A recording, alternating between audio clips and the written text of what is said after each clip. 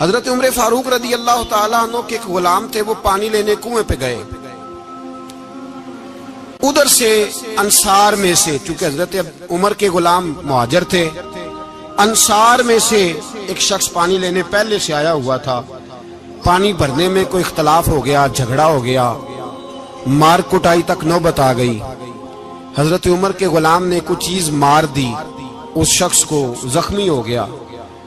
اس نے پکارا، عبداللہ بن ابی سلول نے سمجھا کہ موقع اچھا ہے، دوڑا ہوا آیا اور آ کر اس نے کہا انصار مدینہ بھاگ کے آؤ، جلدی آؤ.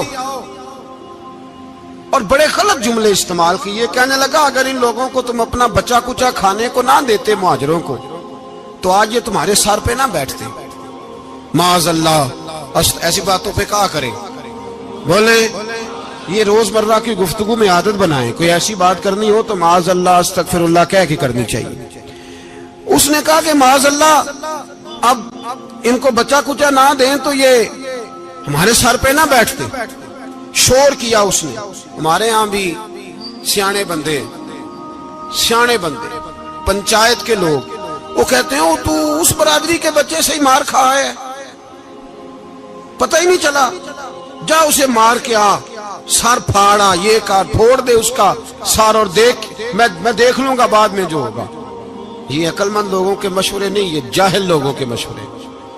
ناراض نہ ہونا، پر یہ نبی پاک صلی اللہ علیہ وسلم نے فرمایا ہے، حضور کا فرمان ہے. یہ کن لوگوں کا کام ہے؟ بول کے بتائیں، بول کے. پڑھے لکھے سیانے بندے اس طرح کے مشورے یہ بالکل نہیں دیتے، جاہلوں کا کام. پکارا، مہاجر سارے اکٹھے ہو گئے، انصار سارے آ گئے. اور جب انصار آئے تو مہاجرین کو بھی پکارا، مہاجر بھی آ گئے. اب وہ گتھم گتھا ہونے لگے تو کسی نے جا کے محبوب پاک کے کان میں کہا یا رسول اللہ وہاں تو مہاجر انصار لڑنے لگے. وہ پرانی لڑائیاں پھر سے جاگ گئی ہیں. نبی پاک تشریف لائے، حضور نے وہاں لفظ بیان کیے، فرمایا یہ تم نے کیا جاہلوں جیسا کام شروع کیا ہوا ہے؟ یہ کون سا کام ہے؟ اللہ کرے ہم سب اس کام سے باز آ جائے، آمین تو کہنا. اور تو اس برادری دے منڈے کوئی مار کھائے. برادری کیا ہوتی ہے؟ برادری تو تعارف کے لیے. اونچ نیچ کہاں سے آ گئی؟ کہا میرے رسول پاک علیہ الصلوۃ والسلام نے فرمایا تم جاہلوں جیسے کام کر رہے ہو. صلح کرائی، بات رفع دفع کرائی، لوگ چلے گئے، معاملہ ٹھنڈا ہو گیا. لیکن عبداللہ بن سلول نے کہا کہ میں یہ موقع خالی نہیں جانے دوں گا. پھر گیا وہ اور جا کے انصار مدینہ سے کہنے لگا ایک دفعہ جا لینے دو مدینے، تم نے میری بات نہیں نہ سنی تو جو وہاں بڑے سردار بیٹھے ہیں ان سے بات کروں گا، اور معاذ اللہ ثم معاذ اللہ ہم ان بے عزت لوگوں کو مدینے سے نکال دیں گے، وہاں صرف عزت والے رہیں گے. یہ غلط جملے اس نے ادا کیے جس کو قرآن پاک نے سورہ منافقون میں بیان فرمایا ہے. اس نے یہ بات کی. ایک صحابی تھے حضرت زید رضی اللہ تعالیٰ عنہ، وہ سن رہے تھے. آ کے عرض کی یا رسول اللہ صلی اللہ علیہ وسلم عبداللہ بن ابی سلول تو اس طرح کہہ رہا ہے کہ مدینے جا کے عزت والے دوسروں کو نکال دیں گے، اور تم اگر اپنا بچہ انہیں نہ دیتے تو معاذ اللہ آج یہ ایسا نہ کرتے. حضرت عمر نے بھی سن لیا. حضرت عمر نے بات سن لی، تلوار نکالی اور دوڑے. حضور نے بازو پکڑا، فرمایا کدھر جا رہے ہو؟ کہا یا رسول اللہ اگر آج سزا نہ دی تو کل اور بات بھی کرے گا، اور اگر آج ایک قتل ہو گیا تو باقی سیانے بن جائیں گے. یا رسول اللہ مجھے چھوڑے، میں ماروں گا. حضور نے فرمایا عمر چپ کر، وہ جھوٹ موٹ کا کلمہ پڑھتا ہے، لوگ کہیں گے کہ محمد ابن عبداللہ نے اپنے ساتھی مارنے شروع کر دیے. چپ کر، حوصلہ کر، صبر کر، دلیری کر. حضرت عمر کہتے ہیں میری حضور کے کہنے پر میں ٹھہر تو گیا، پر وہ میرے اندر جو آگ لگی ہوئی تھی ٹھنڈی نہیں ہو رہی. کہتے ہیں میں چپ تو کر گیا. نبی پاک علیہ الصلوۃ والسلام نے پوچھا عبداللہ بن ابی سلول سے تو نے یہ کہا ہے؟ کہنے لگا حاشا وکلا میں نے بات ہی نہیں کی. ہاں.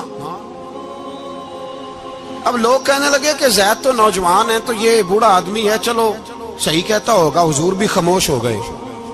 اللہ پاک نے قرآن مجید نازل فرما دیا. فرمایا اللہ نے سن لی ان کی بات جنہوں نے یہ کہا ہے. اور پھر لفظ بڑے حسین ہے، فرمایا یہ کہتے ہم عزت والے ہیں؟ نہیں، وللہ العزت ولرسولہ وللمؤمنین. فرمایا عزت تو اللہ کے پاس ہے، اللہ کے رسول کے پاس ہے، اور عزت تو مومنوں کے پاس ہے. مومنین کے پاس عزت ہے.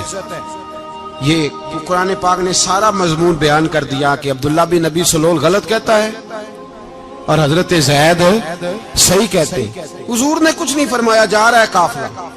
جب مدینے کی سرحد آ گئی نا, حدود مدینہ منورہ کی شروع ہوئی, تو عبداللہ کا اپنا بیٹا, اس کا نام بھی عبداللہ بن عبداللہ تھا, اپنا بیٹا اس کا بڑا مخلص جانثار غلام تھا میرے رسول پاک صلی اللہ علیہ وسلم کا. وہ تلوار لے کے مدینے کی حد پہ کھڑا ہو گیا اور کہنے لگا, میرے باپ تو نے اتنی بے ایمانی کے لفظ کہے کہ میں ان کو نکال دوں گا. کہے اپنی زبان سے کہ میں ذلت والا ہوں, رسول پاک کو اللہ نے بڑی عزت عطا فرمائی, کہے ورنہ میں تیری گردن کاٹ دوں گا. بول. کہے حضور بھی عزت والے اور نبی پاک کے غلام بھی عزت. کہے اپنی زبان سے کہے میرے رب کا یہ فرمان ہے, وَرَفَعْنَا لَكَ ذِكْرَكَ, ابھی میں خود تیرے لیے تیری شانوں کو بلند فرما دوں گا. تو کہا تو دشمن ہو کے کہنے لگا میرے بیٹے مجھے معاف کر دے, مصطفیٰ تو بڑی عزتوں والے, ان کے غلام شانوں والے. جب بیٹا تلوار لے کے سامنے کھڑا ہوا, شہرت ہوئی, اب نبی پاک نے حضرت عمر کی طرف دیکھا, کہا عمر تیری بات صحیح تھی, اب جو ہوا یہ زیادہ صحیح تھا. وہ میں نے تجھے کہا حوصلہ کر, تدبر کر, وقت کا انتظار کر, یہ صحیح ہوا کہ وہ صحیح تھا. تو حضرت عمر فاروق کہنے لگے, یا رسول اللہ میں گواہی دیتا ہوں آپ واقعی اللہ کے سچے رسول ہیں صلی اللہ. اتنی اچھی رائے, وقت فیصلہ کرتا ہے, تدبر سے چلے, دانائی سے چلے, علم پیدا کرے, بردباری. ہمیں کئی دفعہ سجدہ صاف کرنا پڑتا ہے, ہم جو کہتے ہیں بات اس کے الٹ نکل آتی ہے. ہم کسی شخص کے بارے میں کچھ تبصرہ کر بیٹھتے ہیں, کچھ عرصے کے بعد ہمیں پتا چلتا ہے کہ وہ تو ایسا تھا ہی نہیں, ہم نے غلط بات کر. ہم بغیر تحقیق کے, بغیر تفتیش کے, حوصلہ نہ ہونے کی وجہ سے, صبر نہ ہونے کی وجہ سے ہم بہت سارے کام کر گزرتے ہیں, پھر ہمیں نقصان ہوتا ہے. اپنی زندگی میں حلم نہ چھوڑیں, حوصلہ نہ. لڑائیاں ہوتی ہیں نا گھروں میں, اس کی وجہ خامد ہوتا ہے, بیوی نہیں ہوتی. یہ بات گھر جا کے بتانا کہ آج انہوں نے کہا. لڑائی کی وجہ کون ہوتا ہے؟ نہ بولو تسی, پر میں تے آنکھ ہی چھڑے ہے, وہ تو ریکارڈ ہو گیا ہے. لڑائی کی وجہ کون ہے؟ جڑے باتیں لڑتے ہیں وہ کندے ہی نہیں پے. وجہ کون بنتا ہے جی؟ کیوں بلا؟ اس لیے کہ نبی پاک صلی اللہ علیہ وسلم نے فرمایا عورت کی عقل آدھی ہے تو تیری تو پوری ہے نا. جس کا مطلب ہے لڑائی اگر بچ سکتی تھی تو مرد کی وجہ سے بچ سکتی تھی, گھر میں امن ہو سکتا تھا. کہتے ہیں جی یہ بڑی بیوقوف ہے, میری سنتی نہیں. تو میں نے کہا جو اس سے بحث کر رہا ہے وہ سیانا ہے؟ بولیں. جو بحث کر رہا ہے وہ عقل مند ہے. بندہ تو چلو تھا وہ دانشور, شیکسپیئر, باتیں بعض اوقات اس کی کچھ ایسی ہیں. اس سے کسی نے پوچھا تھا عورتوں سے کون جیت سکتا ہے بحث میں, تو اس نے کہا تھا وہ جو ان سے بحث نہ کرے, جو ان سے بحث. تو بھائی تو وجہ اس لیے کہ حوصلہ تو نہیں کرنا تھا. نبی پاک علیہ السلام نے فرمایا بی بی ٹیڑھی لکڑی ہے, سیدھی کرنے کی کوشش کرو گے تو ٹوٹ جائے گی.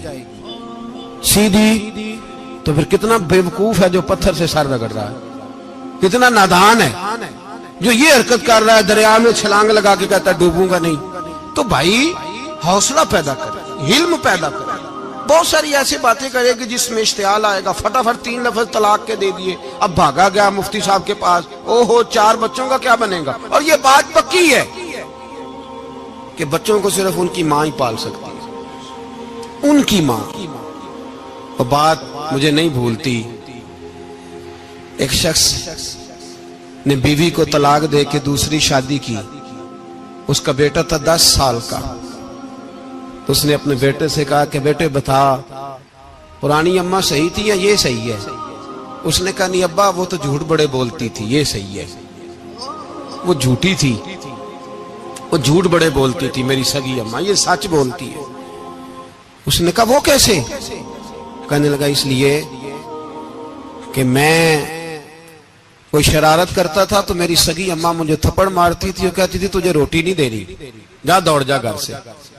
تو میں دوڑ جاتا تھا تو جھوٹ بولتی تھی نہیں دینی, پھر آدھے گھنٹے کے بعد مجھے ڈھونڈنے لگ جاتی تھی, ڈھونڈ کے لاتی تھی, پھر میری منت کرتی تھی, پھر مجھے کہتی تھی نہ مجھے ستایا کر, پھر میرا ماتھا چومتی تھی، پھر میری مرضی کا کھانا بنا کے دیتی تھی، پھر میرے منہ میں لقمے ڈالتی، جھوٹی تھی، پہلے کہتی ہے نہیں دینی، پھر پیچھے بھاگتی ہے، یہ سچی ہے، میں شرارت کرتا ہوں تو تھپڑ مار کے نکالتی ہے، پھر میں منتیں کرتا ہوں پر روٹی نہیں دیتی، پیر پکڑتا ہوں نہیں دیتی، سچ بولتی ہے، اپنی بات پہ ڈٹ جاتی۔ او بھائی، بچے اس کی ماں ہی پال سکتی ہے، تو نے 3 جملے کہتے سوچا ہی نہیں، تیرا کا گیا تو یہ تو نئی بیوی ملے گی، اور اس کا بھی کیا گیا، اس کو بھی شاید شوہر مل جائے۔ ان پھولوں کی پرورش صرف ان کا مالی کر سکتا ہے، دوسرا کر سکتا تو نے حوصلہ ہی نہیں کیا۔ ٹھیک ہے غلطی بی بی کی تھی، پر تو مرد تھا نا، تیرے پاس تو دلیری تھی، فٹافٹی 3 طلاق کے جملے کہہ دیے۔ اور میرے رسول پاک علیہ السلام نے فرمایا جائز کام بڑے ہیں، پر طلاق جائز تو ہے، پر میرے رب کو پسند نہیں، اللہ کو پسند۔ تو نے مالی بگا دیا جس نے تیرے گھر کا باغ سینچنا تھا۔ تو بھائی یہ حوصلہ نہیں، درجنوں طلاقیں، 20 کیس، اور ابھی وہ شادی کے پورے کپڑے نہیں پہنے تو طلاق پہلے، اس کی وجہ یہ کہ حوصلہ نہیں، صبر نہیں، رضا نہیں، ہم احساس نہیں کرتے۔ اگر تو یہ سمجھ جائے کہ بس اللہ نے جو میرے لیے بہتر سمجھا مجھے دے دیا، صحیح ہے، میری آزمائش ہے، کیا ہے، کچھ ہے جو اس نے بہتر سمجھا مجھے، اس نے، پھر تو سکھی ہو جائے، تیرے لیے جینا آسان ہو جائے، پھر تو بہت ساری پریشانیوں سے، آزمائشوں سے دور ہو جائے۔ میرے نبی پاک علیہ السلام نے ہمیں حوصلہ کرنے کا حکم دیا، دلیری۔ 2-3 سال شاید پچھلے سال یا اس سے پچھلے سال حج کے موقع پہ نا، ہمارے پاکستان میں تو بڑے بڑے انوکھے واقعات ہوتے ہیں، سننے سے کیا، میں کہتا ہوں وہ عبرت کے لیے ہوتے ہیں۔ جعلی ویزے لگوا دیے حج کے کسی ایجنٹ نے، اللہ کے مہمانوں کو بھی لوگ لوٹ لیتے ہیں، معاذ، جعلی ویزے لگوا دیے۔ اور مزے کی بات یہ ہے کہ پاکستانی ایئرپورٹ سے گزر بھی گئے وہ ویزے والے، اور احرام باندھے لوگ جدے پہنچ گئے۔ 4 آدمی تھے، انہوں نے ویزا دیکھا تو کہا نکلی، آپ کو واپس جانا پڑے گا۔ اگلی فلائٹ سے وہ لوگ واپس آئے۔ آپ مجھے بتائیے، ان کی جب وہ چھوٹے چھوٹے کلپ آئے، میڈیا نے ان کی باتیں سنی تو ان کے آنسو نہیں تھمتے تھے۔ ایک آدمی احرام باندھ کے گیا ہے، معمولی سمجھتے ہیں آپ؟ میرے جیسا غریب آدمی کبھی اس نے ارادہ کیا ہو مدینے جانے کا، لیٹ ہو جائے تو کلیجہ پھٹنے کو آتا ہے، کچھ مجبوریاں پیروں میں آ جائے، نہ جا سکے تو پتہ نہیں کتنی توبہ کرنے کو دل کرتا ہے کہ کہیں غلطی تو نہیں ہو گئی، کوئی ایسی بات تو نہیں نکل گئی، یقین کریں طبیعت پریشان ہو جاتی، یار کوئی ایسا کام تو نہیں ہو گیا جس کی وجہ سے یہ بات ہوئی۔ 4 آدمی لوٹ آئے، حالات خراب ہو گئے، لوگ رو رو کے قصے سناتے تھے، لیکن میرے رسول پاک علیہ السلام کا حوصلہ دیکھو۔ حضور کعبے کا بھی کعبہ، حضور مالک، حرم کے مالک مطلق، جن کے صدقے اللہ نے کعبہ کو بیت اللہ بنایا۔ حاجیو آؤ شہنشاہ کا روضہ دیکھو، کعبہ تو دیکھ چکے، اب کعبے کا بھی کعبہ دیکھو۔ حضور 1400 صحابہ کو لے کے گئے عمرہ کرنے، مقام حدیبیہ پر پہنچے تو کافروں نے روک لیا، ہم عمرہ نہیں کرتے، تو اور میں خادم اور جو وارث و مالک ہیں 1400 صحابہ، ہم نہیں عمرہ کرنے دیتے، واپس جائیے۔ صلح لکھی جا رہی ہے، صلح کی شرطیں کیا ہیں؟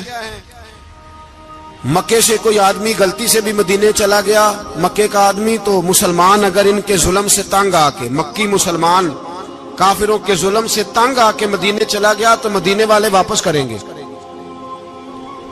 اور اگر مدینے سے کوئی شخص غلطی سے بھی مکے چلا گیا تو مکے والے واپس نہیں کریں گے۔ اتنی سخت شرائط، حضرت عمر غصے سے کانپنے لگے، صحابہ پریشان ہیں، پر میرے رسول پاک نے صبر دکھایا، حوصلہ، تدبر، یہ تدبیر ہے، صبر ایک بہترین تدبیر ہے، اگر کوئی اپنائے تو بہترین طریقہ ہے۔ حضور نے فرمایا ہمیں منظور ہے، صلح کرو، اور اتنا سخت حکم ہے، کہنے لگے 1400 احرام والے واپس جائیں، بعد میں آنا، اس وقت نہیں عمرہ کرنے دیں گے۔ میرے نبی پاک علیہ السلام، مجھے بتاؤ، مجھے اور آپ کو دکھ ہوتا ہے تیاری ہو تو پروگرام رہ جائے، تو اگر احرام باندھا ہو اور اللہ کے رسول نے بندھوایا ہو تو حضور واپس لوٹنے لگے تو کتنی تکلیف کی بات ہے۔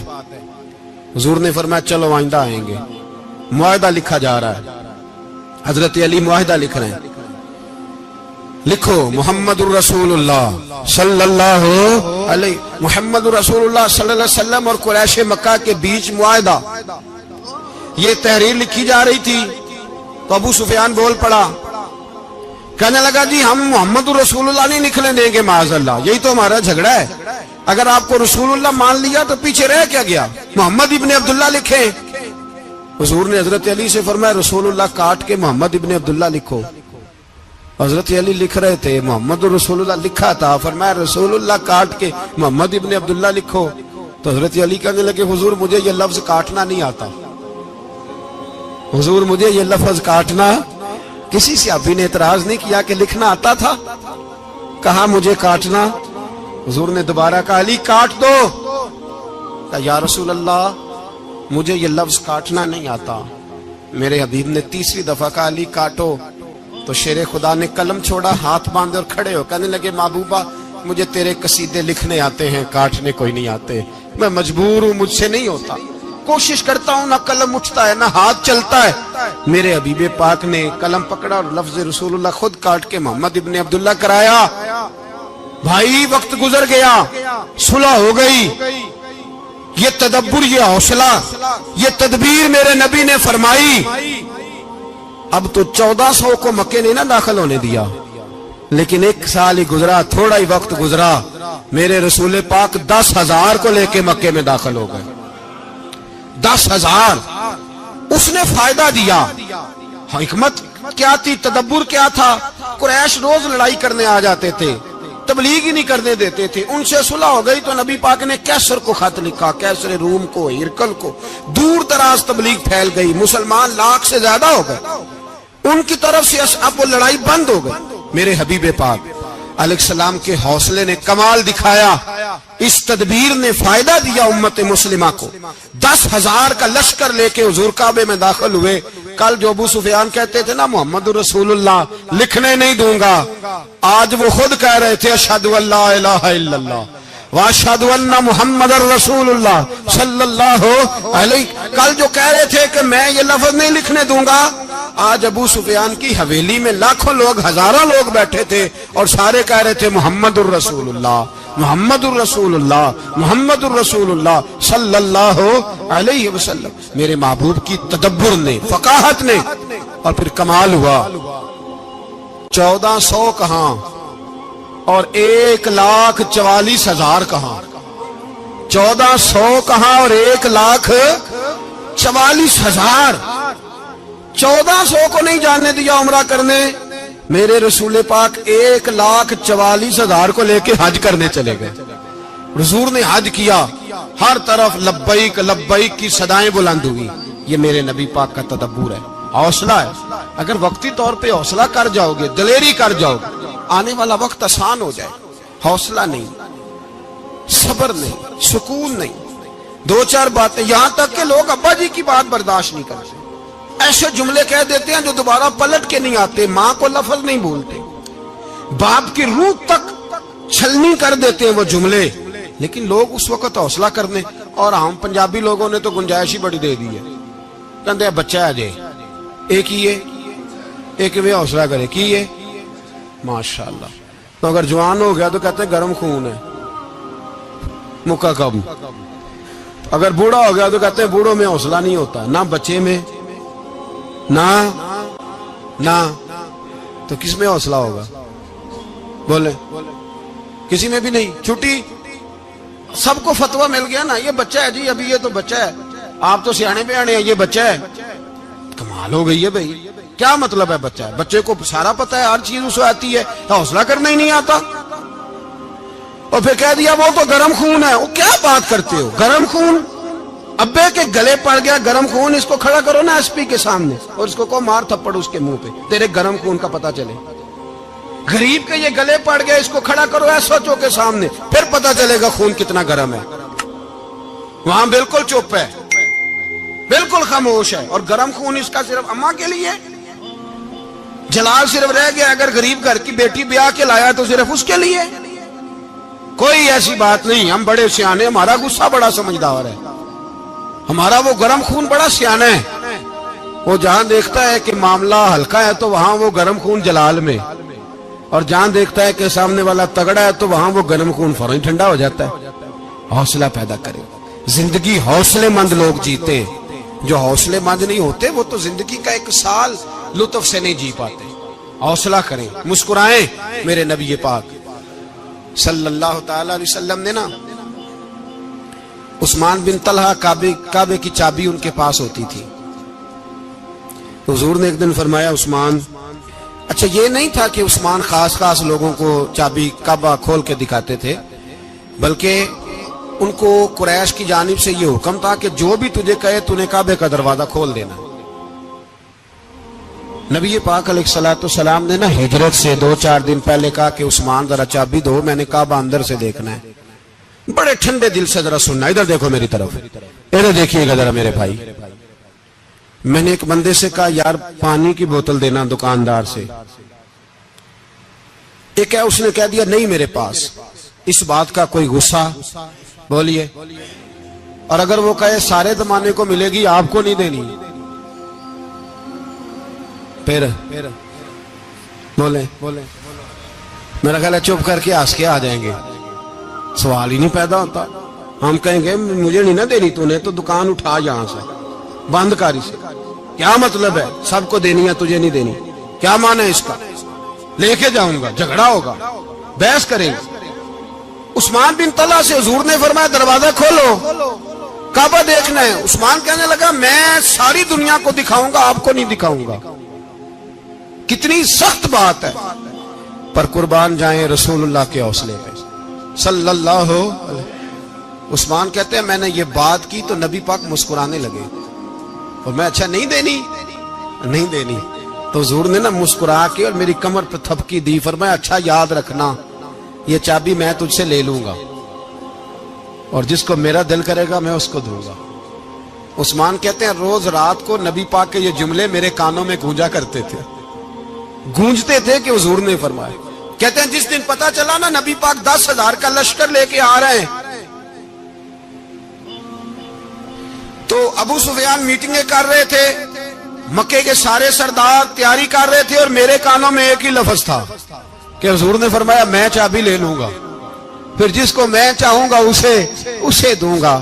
عثمان کہتے ہیں حد ہو گئی، وقت گزر گیا، حضور آ گئے، طواف فرمایا، اور طواف کے بعد میرے نبی پاک علیہ السلام نے فرمایا بلاؤ نا ذرا عثمان کو۔ عثمان کہتے ہیں میں چابی لے کے آیا تو دوسرا جملہ کوئی نہیں۔ ساڈے نا کوئی بندہ مشورہ دے وے اودی نہ منیے، تے جے کام مونج ہو جے نا، جن جو نے مشورہ دیتا سی تے او نال ہی غوث پاک بن جاندا ہے، تینوں آکھیا سی نا، فوراً ہی داتا علی اجمیری ہو جاندا ہے۔ وہ کہندا تینوں پتہ نہیں میں کڈا ولی اللہ، تینوں میں آکھیا سی میں انج نہ کر، اور بندہ پریشان ہوتا ہے، کام الٹ ہو گیا، اور لاگوں آکھی جاندا ویکھو جی میں تے تانوں پہلوں ہی آکھیا سی جی۔ عجیب بات ہے، شیخ چلی کی طرح پیچھے پڑ جائے گا، میں نے تو پہلے ہی کہا تھا۔ او بس کر یار، اب تو خواجہ معین الدین اجمیری ہو گیا، بس کرو۔ مشورہ ہی ہوتا ہے، کسی کا مل جاتا ہے اور کسی کا نہیں لیا جاتا۔ فوری طور پہ بندہ اٹھ کے نا تو ولایت کی 4تھی سیڑھی پہ چڑھ جائے گا، کہے گا میں تو ابدال وقت ہوں، میں قطب دورہ ہوں، میں نے تجھے کہا نہیں تھا۔ اب بس کر یار، کئی دفعہ مشورے صحیح ہوتے ہیں، کئی دفعہ صحیح۔ بولیے نبی پاک صلی اللہ علیہ وسلم کی احد کے دن خواہش یہ تھی کہ اندر رہ کے لڑنا ہے۔ جوان صحابہ نے کہا باہر جا کے لڑائی کرنی ہے، حضور نے باہر جا کے جنگ کی، بظاہر مسلمانوں کو شکست ہوئی۔ حضور نے ایک دفعہ نہیں کہا کہ میں نے تمہیں کہا نہیں تھا اندر رہنا ہے، بس ہو گیا جو ہو گیا۔ اب اس میں فٹافٹ اگلے کو حوصلہ دو، کوئی حرج نہیں یار۔ نبی پاک سب بولیے صلی اللہ علیہ وسلم، میرے حبیب پاک علیہ الصلوۃ والسلام نے نا کہا عثمان کو بلاؤ۔ عثمان آئے تو عثمان کہتے ہیں میں نے چابی دی تو میں تیار تھا کہ اب میری بات ہوگی اور رسوائی ہوگی، لیکن کہتے ہیں قربان جائیں مصطفیٰ نے تو یہ جملہ بھی نہیں کہا کہ میں نے تجھے کہا نہیں تھا، یہ بھی نہیں کہا۔ حضور نے چابی لی، کعبے کے بت صاف کیے، نماز پڑھی، واپس آئے، فرمایا عثمان میرا وعدہ تھا تیرے ساتھ کہ جس کو میں چاہوں گا چابی دوں گا، یہ لو چابی میں تجھے ہی دینا چاہتا ہوں، لے لو رکھ لو۔ عثمان کہتے ہیں وہ چابی نہیں میرے طرف آ رہی تھی، میری طرف ایمان آ رہا تھا، وہ چابی نہیں آ رہی، ایمان آ رہا تھا میری جانب۔ کہتے ہیں میرے ہاتھوں میں چابی آئی اور میری زبان پہ کلمہ توحید جاری ہو گیا۔ بھائی تدبر، حوصلہ، صبر، رضا، ہمیں تو ٹائم بھی نہیں گزارنا آتا. گھر کا ماحول، گھر کے اندر رہ کے لوگ دکھی ہیں، اس لیے کہ ہماری طبیعتوں میں حوصلہ نہیں، ایک منٹ کے لیے نہیں، ایک سیکنڈ کے لیے بھی ہم یہ برداشت نہیں کرتے کہ چلو تھوڑا انتظار کریں، وقت کو دیکھیں، موقع کو دیکھیں. میرے نبی پاک علیہ الصلوۃ والسلام پہ اتنی مصیبتیں آئیں کہ پہاڑ پہ آتی تو وہ ریزہ ریزہ ہو جاتے، لیکن کسی مقام پر بھی حضور علیہ الصلوۃ والسلام شکوہ کرتے نظر نہیں آتے. ہم غریبی کا رونا روتے ہیں، ہر چوتھا آدمی کہتا ہے بڑا غریب ہوں، لیکن میرے نبی پاک علیہ الصلوۃ والسلام نے چوتھے دن کھجور کھائی، سرکہ کھایا ہے اور موٹے بان کی چارپائی پہ آرام کیا. حضرت عمر نے کہا حضور کتنی تکلیف ہے؟ فرمایا عمر کوئی تکلیف نہیں، تھوڑا سا تو وقت ہے، جنت میں جائیں گے، ساری نعمتیں اللہ نے ہمارے لیے تیار کی ہوئی ہے. راضی بالرضا، راضی بالرضا، کوئی کسی قسم کا مسئلہ نہیں. ہمیں آزمائشیں آتی ہیں، تکلیفیں آتی ہیں، بیماریاں آتی ہیں، لوگ چھوٹی چھوٹی بات پر پریشان ہو جاتے ہیں، ذرا سی بات پر شکوہ کرتے ہیں. میرے رسول پاک علیہ السلام نے فرمایا جب میرا رب کسی کو بیمار کرتا ہے تو 2 فرشتوں کو بھیجتا ہے، جاؤ میرے بندے کی تیمارداری کر کے آؤ. اللہ اکبر، خود رب بھیجتا ہے، جاؤ میرے بندے کی. تو مجھے بتائیے جب اللہ بھیجے تو پھر تندرست خوش نصیب ہوا کہ بیمار؟ جی تندرست پھر خوش نصیب کون ہوا؟ میرے نبی پاک صلی اللہ علیہ وسلم نے فرمایا رب 2 فرشتے بھیجتا ہے، فرماتا ہے پتہ کر کے آؤ میرے بندے کا اس کا کیا حال ہے. حالانکہ اللہ سارے جانتا ہے. فرشتے آتے ہیں، واپس جاتے ہیں، رب کریم پوچھتے ہیں بتاؤ میرا بندہ کیا کہتا تھا؟ اللہ تجھے سارا ہی پتہ ہے، پر ہم سے پوچھتے تو بتا دیتے ہیں. وہ یہ کہتا تھا کہ میں اپنی رب کی رضا پہ بڑا ہی راضی ہوں. وہ تیری حمد کر رہا تھا، تیری تعریف کر رہا تھا، تیرا شکر کر رہا تھا، تیرے لیے کلمات حمد بیان کر رہا تھا. تو میرے نبی پاک علیہ السلام فرماتے ہیں، اللہ فرشتوں سے فرماتا ہے سنو پھر اگر میں اپنے بندے کو اس بیماری میں شفا دوں گا تو اس تندرستی سے زیادہ اچھی تندرستی دوں گا جو پہلے اسے عطا کی ہوئی تھی، پہلے سے اچھی صحت دوں گا. اور اگر اسے اس بیماری میں موت دوں گا تو پھر مرتے ہی اس کے لیے میں جنت کا فیصلہ فرما دوں گا. بھائی جب تو راضی بالرضا رہتا ہے، راضی بالرضا، بڑی سادی سی بات ہے بھائی. آپ گھر گئے روٹی مانگی تو اگر کسی نے کہا نا کہ اتنی تھکاوٹ ہے ٹائم پہ آیا کرے اس وقت، تو روٹی تو وہ بھی مل گئی اور اس میں لذت، وہ سکون نہیں، وہ سکون نہیں. میری اماں جی سالن پکا کے رکھ لیتی تھی تو روٹی جب بھی کوئی مانگتا تھا تو تازی بنا کے دیتی تھی، ان کی طبیعت تھی. تو میں اکثر ان سے کہتا کہ اماں جی پکا کے رکھ دیا کرو. تو کہتے تمہیں خوشی نہیں ہوتی جب تمہاری اماں تازی پکا کے دیتی ہے؟ خوشی ہوتی ہے، طبیعت میں خوشی ہوتی ہے. ان کا مزاج تھا، ذوق تھا، تو ہم سمجھتے تھے یار یہ بڑی سعادت کی بات. تو آپ گھر گئے رات کو تو گھر والوں سے کہا روٹی، تو فوراً اٹھے، فوراً، اور انہوں نے کھانا تازہ بنایا اور ساتھ یہ بھی کہا باہر سے نہ کھایا کرے بندہ بیمار ہو جاتا ہے. کتنی ٹھنڈک پہنچتی ہے آدمی کے دل کو، سکون ملتا. تو بھائی بیماری تو آپ نے کاٹ لی، لیکن ساتھ کہو ہو بڑا بیمار ہوں، میں نے تو اتنے گناہ بھی نہیں کیے، ظلم بھی نہیں کیا، کسی کو کچھ بھی. اب بیماری تب بھی کٹ گئی، پر بڑی آزمائش، مریض ڈاکٹر کے گلے پڑ رہا ہے، اس کے لواحقین جھگڑے کر رہے ہیں، بیماری وہ بھی کٹ گئی. اور ایک بیمار وہ ہے جو چارپائی پہ لیٹا ہے اور کہتا ہے جس طرح میرا اللہ راضی اسی طرح میں بھی راضی.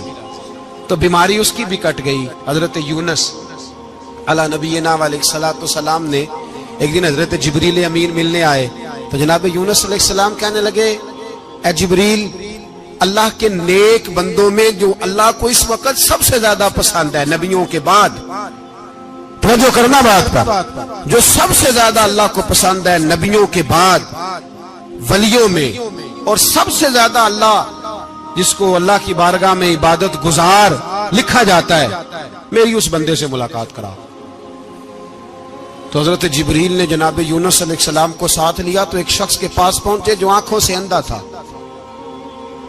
دونوں ہاتھ اس کے سلامت نہیں تھے اور پورے جسم میں پیپ جاری تھی، ریشہ تھا. جب جا کے السلام علیکم کہا نا حضرت یونس نے، اس نے وعلیکم السلام کے بعد پہلا لفظ پتہ کیا کہا؟ اس نے کہا یا اللہ تیرا شکر ہے، یا اللہ تیرا آپ بھی ادا کریں اللہ کا شکر. یا اللہ تیرا شکر ہے. تو حضرت یونس علیہ السلام کہنے لگے تو شروع سے اس طرح کا ہے, نابینا بھی اور ہاتھوں سے معذور بھی اور سارا جسم شروع سے. تو بڑے ہی خوبصورت لفظ اس بیمار نے کہے. کہنے لگے نہیں حضور, میں بالکل ٹھیک ٹھاک تھا جب تک میرے رب نے چاہا کہ یہ دنیا کو دیکھے تو تب تک اس نے مجھے آنکھیں دیں, اور جب اس نے چاہا کہ اب اس کا دیکھنا بہتر نہیں تو اس نے واپس لے لی. تو یا اللہ تیرا شکر ہے, اللہ تیرا شکر ہے. پھر کہا جب تک اس نے چاہا کہ میرے ہاتھ رہے تب تک رہے, جب اس نے چاہا کہ میرے لیے بہتر نہیں تو اس نے لے لیے. تو یا اللہ تیرا شکر ہے. جب تک اس نے چاہا کہ میرا جسم صحیح و سلامت رہے تو رہا, اور جب اس نے چاہا کہ میرے لیے بہتر نہیں تو مجھے بیمار کر دیا. تو یا اللہ تیرا شکر ہے. تو حضرت یونس علیہ السلام کہنے لگے جبریل واقعہ یہ اللہ کا سب سے زیادہ شکر گزار بندہ ہے, سب سے زیادہ عبادت گزار بندہ ہے, سب سے زیادہ. میرے نبی پاک علیہ السلام نے فرمایا مومن ہر حال میں ہی نفع میں ہے. نعمت ملے تو شکر کر کے نفع, مصیبت آئے تو صبر کر کے نفع. اپنی زندگی میں تحمل, بردباری, علم پیدا کرے, حوصلہ پیدا کرے. ہر آنے جانے والے شخص کے مزاج کے مطابق اسے نہ ملے, اپنا مزاج صحیح رکھے, اپنی طبیعت کے مطابق اپنے ماحول کو برقرار رکھیں. علم کے ساتھ گزارا کرو گے تو رشتہ داروں سے بھی بنی رہے گی, دوستوں سے بھی بنی رہے گی, ہر ایک سے تعلق رہے گا. اور اگر آپ کے اندر یہ حوصلہ نہیں تو پھر سارے معاملات پریشانی کا شکار ہو جائیں گے. یہ تو آج کا مضمون تھا. ہمیں نا لوگ مشورہ دیتے ہیں, کہتے ہیں پیر صاحب درویشوں کو سیاست کی بات نہیں کرنی چاہیے. دیتے ہیں نا مشورہ لوگ, جی تھوڑا تھوڑا بول دیں, تھوڑا تھوڑا دیتے ہیں نا. اگرچہ ہم ان کی بات نہیں مانتے, اس لیے کہ اقبال نے کہا تھا جدا ہو دین سیاست سے تو رہ جاتی ہے چنگیزی. جدا ہو دین سیاست سے تو, اور پہلا فکرہ یہ ہے کہ جلال بادشاہی ہو یا جمہوری تماشا ہو, جدا ہو دین سیاست سے تو رہ جاتی ہے. اس نے کہا جب سیاست اور دین علیحدہ علیحدہ ہوتے ہیں تو چنگیز خان اور ہلاکو خان پیدا ہوتے ہیں. سیاست جب تک مسجد کے اندر رہتی ہے تب تک پاک صاف رہتی ہے, وہ گندی ہوتی تب ہے جب مسجد سے نکل جاتی ہے. حضرت علی کے زمانے تک مسجد میں رہی, پاک صاف رہی. یزید باہر لے گیا تو گندی ہو گئی. حضرت عمر بن عبدالعزیز دوبارہ مسجد میں لے آئے تو پھر پاک ہو گئی. لیکن پھر بھی ایک ساتھی نے مجھے کہا, تو اس کی بات میں سب کی باتیں نہیں مانتا, اس کی بات میری سمجھ میں آئی. وہ کہنے لگا جی اصل بات یہ ہے کہ سیاسی تبصرے تجزیے ہم اخباروں میں ٹی وی پہ جا کے بیٹھے, جا کے بڑی مہربانی میری طرف دیکھیں, وہ ہم سنتے رہتے ہیں تو ہمارا دل کرتا ہے مسجد میں صرف ہم رسول اللہ کا پیار ہی سنیں. تو میں نے کہا یار تیری بات دل کو لگتی ہے, یہ بات صحیح ہے, چلو یہ نیت اچھی ہے, یہ تیرا نظریہ ٹھیک ہے, مان گئے ہم. میں چلا گیا دکاندار کے پاس اور میں نے اس کو جا کے کہا کہ گاڑی کا انجن کھولو, اس طرح کرو, اس طرح. اس نے کہا مولانا آپ جا کے نا گاڑی تو فقہ کی کتاب کھولیں, اس لیے کہ گاڑی کے انجن کے بارے میں آپ کو معلومات, یہاں اگر آپ نے یہ کام کرنا ہے تو اس کو پڑھیں. کسی استاد کے پاس ورک شاپ پہ آئیں, آپ کے ہاتھوں کو, منہ کو, چہرے کو مٹی لگے, دھواں لگے, گریس لگے, پھر آپ کو پتہ چلے گا انجن کیسے کھلتا ہے. صحیح کہہ رہا ہوں نہیں صحیح کہہ رہا؟ دعا گلا تو یہاں کر چڑی جائے, صحیح کہہ رہا ہوں جی. اگر مولوی کو اجازت نہیں سیاست کی بات کرنے کی, اور مولوی کو اجازت نہیں کہ انجن کی بات کرے, تو سیاستدان کو اجازت ہے دین کی بات کرنے کی. یہاں تو وہ آئے نا مدرسے میں پڑھے, پورا دین حاصل کرے, پھر وہ بولے تو پھر تو ٹھیک ہو گیا. لیکن جب اسے سورت اخلاص بھی سیدھی نہیں آتی تو فتوے دینے کی اس کو ضرورت ہے کوئی؟ بولے نا یار کیوں چھیڑتے ہیں سیاست؟ ہم نہ پچھلے جمعے جلوس نکالنا چاہ رہے تھے ختم نبوت کی ترمیم کے حوالے سے. حکومت وقت نے کہا کہ ہم واپس لیتے ہیں, تو میرے بہت سارے دوستوں نے کہا جی نکالنا چاہیے. انہوں نے کیا کیوں؟ میں نے کہا یار لوگوں کو بھی پریشان نہیں کرنا چاہتے, ہماری اپنی سڑکیں ہیں, کسی کو بس ٹھیک ہے. انہوں نے واپس لے لی تو بات ختم ہو گئی, ہم مان گئے, تسلیم کر لیا. اتنا ہمارا مطالبہ ہے کہ اس آدمی کو ضرور سزا دو جس نے یہ ترمیم کی ہے. لیکن ہم نہیں کرتے, کوئی نہیں نکلے, نہیں نہ نکلے بولے. تو وزیر قانون صاحب کو کیا مصیبت بنی ہوئی ہے نیا فتویٰ دینے کی؟ کہ ہے کوئی شوق انہیں دینا چاہیے فتویٰ؟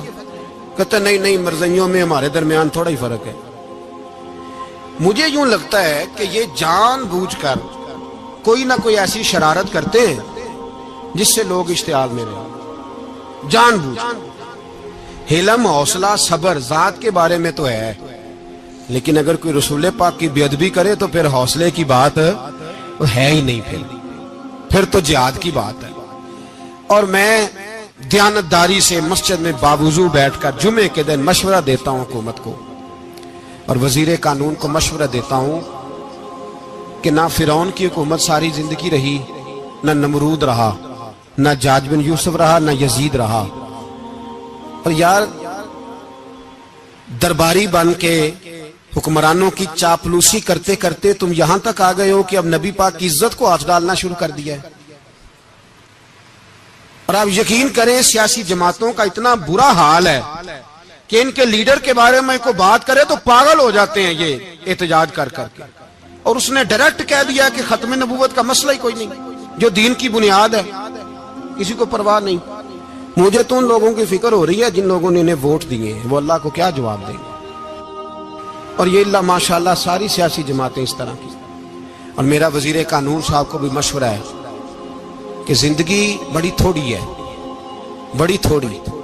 اللہ سب کو معاف کرتا ہے، اپنے رسول کے غداروں کو معاف نہیں کرتا. اور یہاں تمہاری گاڑیوں پہ جھنڈے لگے ہوئے ہیں، وہاں بھی تمہارے جھنڈے لگیں گے، پر اس لیے لگیں گے کہ یہ غدار ہے ناموس رسالت. یہ جھنڈے لگیں گے. شرم کرو اور ڈر جاؤ، بس کر دو. تمہارے منہ میں اب دانت پورے نہیں رہے. کوئی شوگر کا مریض ہے تو کوئی بلڈ پریشر کا، تو کوئی ہارٹ کا، تو کوئی کینسر کا. شرم کرو اور اپنی قبر کی بھی تھوڑی سی فکر کرو.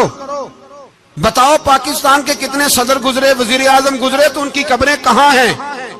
کوئی جاتا ہے ان کی قبروں پہ؟ کسی کو خبر ہے؟ کیوں اپنے لیے جہنم کٹھی کرتے؟ سارا کچھ دنیا داری رہ گئی ہے، سارا کچھ صرف یہی رہ گیا. حضرت ابو بکر سردار تھے، حضرت عمر سردار تھے قبیلے، حضرت عثمان سردار تھے. انہوں نے سرداریوں کو ٹھوکر مار کے رسول اللہ کے قدموں میں بیٹھنا پسند کی. سرداریاں چھوڑ کے غلام بن گئے. تم سرداریاں بچانے کے لیے رسول اللہ کی غداری کرتے ہو، شرم نہیں آتی. اور قوم شکوہ ہے مجھے ان لوگوں سے جو مولوی تو کہہ دیتے ہیں تو سیاست نکار، اور کسی سیاستدان کو منع نہیں کرتے کہ جب تجھے سورت فاتحہ بھی نہیں آتی تو تجھے کس نے اجازت دیا اتنی بڑی بات. اور میں نے پچھلے سے پچھلے جمعے بھی کہا تھا، پھر کہتا ہوں اور آن دی ریکارڈ کہتا ہوں، مرزائی کل بھی کافر تھے، آج بھی کافر، اور قیامت تک. اور جو ان کے کفر میں شک کرے وہ بھی، اور پکا بے ایمان ہے، کافر ہے. وہ وزیر قانون ہو یا صوبائی ہو یا وفاقی ہو، من شک فی کفر ہی فقط کفر. جو مرزائی کے کفر میں شک کرے وہ بھی کافر ہے. ہمارے رسول آخری رسول ہے.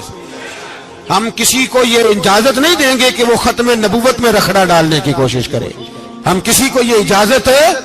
اور تم نے قوم کو لوٹا، لوٹتے رہو. اب ایمان پہ ڈاکے تو نہ ڈالو. تمہیں دولت لوٹ کے پیٹ نہیں بھرا، اب ایمان لوٹنا شروع کر لیا ہے. تمہارا فیکٹریاں لوٹ کر، قومی خزانہ لوٹ کر پیٹ نہیں بھرا. بھائی مانو اب دین بیچ کر اپنی حکومتیں پکی کرو گے. اور وہ لوگ بھی تیار ہو جائیں جو ان بھائی مانوں کو منتخب کرتے ہیں، ان سے بھی سوال کرے گا ختم نبوت کا موضوع قیامت کے دن کہ تم بتاؤ. ان کو سپورٹ کرتے تھے جو رسول اللہ صلی اللہ علیہ وسلم کے بعد بھی کسی نبی کو نبی ماننا درست جانتے تھے. شرم آنی چاہیے، خیال ہونا چاہیے. اور میں نے کہا کہ ہمارا دل نہیں چاہتا، آپ یقین کریں. ہمیں شوق ہے جلوس نکالنے کا، تمہارے خلاف باتیں کرنے کا. تم نے روز تھرمامیٹر نکالا ہوتا ہے، چیک کرتے ہو کہ ایمان کتنا ہے کتنا نہیں ہے. یہ پاکستان اگر صوبہ سندھ ہے تو حضرت عبداللہ شاہ غازی کا ہے، اگر بلوچستان ہے تو حضرت بابا عبد الرحمان کا ہے، اور اگر پشاور ہے تو وہ صوفیاء کا ہے، اور اگر یہ دھرتی پنجاب ہے تو یہ داتا علی اجویری کی ہے، یہ بابا فرید الدین کی ہے. اس میں کسی غدار کو قبضہ کرنے کی اجازت بالکل نہیں ملے گی. اور ہم وہ لوگ بھی نہیں جو چپ کر کے اندر سوتے رہیں، قوم جو کرتی ہے کرتی رہے، ہمیں پرواہ نہیں. نا، ایسی کوئی بات نہیں. کوئی بندہ نہ سمجھے کہ انہیں ہوش نہیں، انہیں پتہ نہیں. ہمیں سارا کچھ ہی آتا ہے. پھر اگر کل کو کوئی ممتاز قادری پیدا ہو گیا تو شکوہ نہ کرنا. کل کو کوئی پھر سے آمر چیما نکل آیا تو شکایت نہ کرنا، یاد رکھنا۔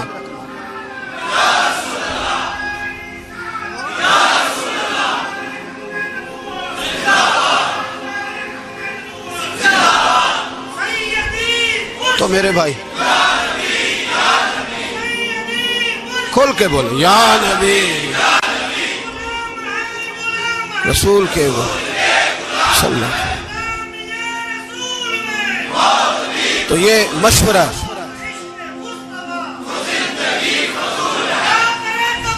جزاک اللہ، تو یہ تمہیں مشورہ ہے۔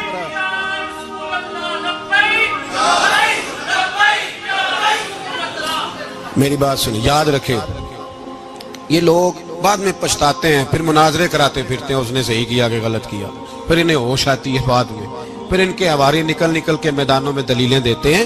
اس لیے ہمارا مشورہ ہے انہیں کہ یہ اپنی حد میں رہیں، اور جو کام تمہارے ذمہ، میں نے کہا نا تم نے بڑا لوٹا، یہ قوم روز تمہیں موقع دیتی ہے لوٹنے کا، یہ موقع دیتی ہے، تو تم نے دولت لوٹ کے پیٹ نہیں بھرے، اب ایمان لوٹنے کے چکر میں آ گئے ہو۔ یاد رکھو، مسلمان گناہگار ہیں، غدار نہیں ہیں۔ تمہیں دولت لوٹنے کا تو شاید موقع مل گیا ہے، پر ایمان لوٹنے کا موقع نہیں ملے گا، تو اس لیے اس کو لگام دو۔ اور ویسے بھی کتا جو پالتو ہوتا ہے نا، اس کو گھر کے اندر سنگلی سے باندھ کے رکھنا چاہیے۔ یہ تمہارے بوٹ چاٹتے ہیں، بھونکتے ہیں، تمہارے حق میں وزارتیں لیتے ہیں، ہم نے تو کوئی وزارت نہیں لی تم سے، اور نہ ہمیں شوق ہے، اس لیے کہ ممبری کیا کرنی ہے جس کو ممبر رسول عطا کر دیا جائے، اس نے کیا کرنی ہے یہ ممبریاں جس کو پکا ممبر رسول دے دیا جائے، تو اس لیے اس سے باہر آؤ۔ میں نے کہا بڑے بڑے نمرود، فرعون، قارون دفن ہے، تمہارا بھی نام تک نہیں ہوگا، بالکل نام نہیں ہوگا۔ اس لیے ہمارا مشورہ، اور آپ لوگ بھی آئے نا یہ اگلے سال، تو ان کو کھڑا کر کے پوچھ لینا، اسلامی جمہوریہ پاکستان کا تم نے MPM میں نے بننا ہے، پہلا کلمہ ہی صحیح سنا دو، چلو خدا کا واسطہ یہی بتا دو کہ تمہیں نماز بھی ڈھب سے آتی ہے کہ نہیں، اور آپ کی موج ہے، آپ بٹھا لیتے ہیں سر پہ، کیا کریں، سمجھانے والے مفت گناہگار ہو گئے اور بہکانے والے سب تمہارے یار ہو گئے۔ اس لیے یہ چھیڑتے ہیں جان بوجھ کے، اور پھر جب کوئی ممتاز قادری علیہ رحمہ پیدا ہوتے ہیں، پھر انہیں دشواری ہوتی ہے، پھر ان کا جینا مشکل ہو جاتا ہے۔ یہ موقع دیتے ہیں، پتہ نہیں کس کے ایجنڈے پہ عمل کر رہے ہیں۔ میرا سوال یہ ہے، میں نے پچھلے جمعے پھر میرا سوال ہے کہ میں پوچھتا ہوں، اس آدمی کو ضرورت کیا ہے ختم نبوت پر بات کرنے، جب امت مسلمہ کے متفق کا فیصلہ ہے کہ مرزائی کافر، اسمبلی نے بل پاس کر دیا کہ مرزائی، ان کو اقلیت قرار دے دیا، اور جب سے وہ اقلیت بنے، نہ ہم نے ان کی عبادت گاہ جلائی، نہ ہم نے ان کو قبروں سے نکالا، نہ ہم نے، بس ٹھیک ہے جیسے عیسائی رہتے ہیں، یہودی سے کس ملک میں رہتے ہیں وہ بھی رہیں، اقلیت بن کے رہے، کوئی پر تم انہیں کھینچ کے کیوں قریب کرتے ہو؟ تمہارا کیا جرانہ ہے ان کے ساتھ؟ بتاؤ تو صحیح۔ ان لوگوں سے ان کو چاہیے اپنے منہ میں لگام ڈالیں، اور اگر نہیں ڈالیں گے پھر انشاءاللہ ڈالی جائے گی، اور بڑی تگڑی ڈلے گی، اور پھر ایسی ڈلے گی۔ سلمان تاثیر جب مرا تھا نا، تو 5-5 لاکھ روپیہ مولویوں کو آفر کی جنازہ پڑھاؤ، 5-5 لاکھ روپیہ چھوٹے چھوٹے مولویوں کو۔ اور داتا صاحب کی مسجد کے خطیب بھی صوبائی جو تھے، وہ خطیب تھے، ملازم تھے، انہوں نے کہا کہ ایمان نہیں بھیجنا، نکالنا نوکری سے تو نکال دو۔ اور بادشاہی مسجد کا مولوی جس کا پتہ ہی نہیں چلتا، کبھی کدھر چلا جاتا ہے کبھی کدھر، یہاں تو وہ بھی کھڑا ہو گیا، اس نے کہا نا ایمان نہیں بیچنا۔ گورنر ہاؤس کی مسجد کا امام کہنے لگا کہ بخشا جانا نہ جانا یہ تو رحمت الہی کا معاملہ ہے، پر اتنا گندا جنازہ نہیں پڑھنا، اتنا گندا جنازہ نہیں ہم پڑھیں گے، مرنے کے بعد تمہارے جنازے نہیں پڑھے جاتے، تمہاری قبریں خراب ہوتی ہیں، کدھر ہیں تمہاری دولتیں؟ اور وہ مولوی آج تک پتہ ہی نہیں کدھر گیا جس نے اس غلیظ کا گندا جنازہ پڑھایا۔ تو بھائی اپنی قبر حشر کو، جب جہاں تمہارے جنازے نہیں پڑھے جا رہے تو وہاں تمہارا کیا حال ہوگا؟ اس لیے ان لوگوں کو چاہیے کہ اپنی زندگی اس طرح گزاریں کہ کچھ نہ کچھ منہ لے کے سرور کائنات کے پاس چلے جائیں، ورنہ ایسا نہ ہو کہ یہاں بھی پھٹکار اور وہاں بھی پھٹکار۔ اس لیے ہمارا مطالبہ ہے حکومت سے کہ شرم کرو، اور ایسے بےایمانوں کو، کالے ناگ جو تم نے بھرتی کی ہوئے، ان کو نکالو، اور اگر تعریفیں کروانی ہو، تلوے چٹوانے ہو، تو اندر کمروں میں ان سے چٹوا لیا کرو، ان سے کہو کہ یہاں ہماری نوکری کرو، باہر نکل کے رسول اللہ صلی اللہ علیہ وسلم کے دین کے بارے میں گفتگو نہ کرو، اس لیے کہ اللہ تبارک و تعالیٰ نے اس دین کے اندر بڑا حسن اور بڑا جذبہ رکھا ہوا ہے، بڑا وقار ہے۔ ہمارا مطالبہ ہے حکومت سے کہ ختم نبوت کے مسئلے پر کوئی سیاستدان گفتگو نہ کرے۔ آپ تائید کرتے ہیں اس بات کی؟ اس پر کوئی سیاستدان کوئی گفتگو. ہمارے پاس بڑے تماشے ہیں سیاست کرنے کو، باقی تماشوں پہ سیاست کرو. یہ رسول اللہ کی ناموس کا معاملہ ہے، یہ چھیڑنے کی تمہیں اجازت ہو؟ مجھے سمجھ نہیں آتی یار، جب بات ختم ہو گئی، اسمبلی نے بل واپس لے لیا، تو صوبائی وزیر قانون کو آخر تکلیف کیا ہے؟ آپ کے پاس جواب ہے کوئی اس بات کا؟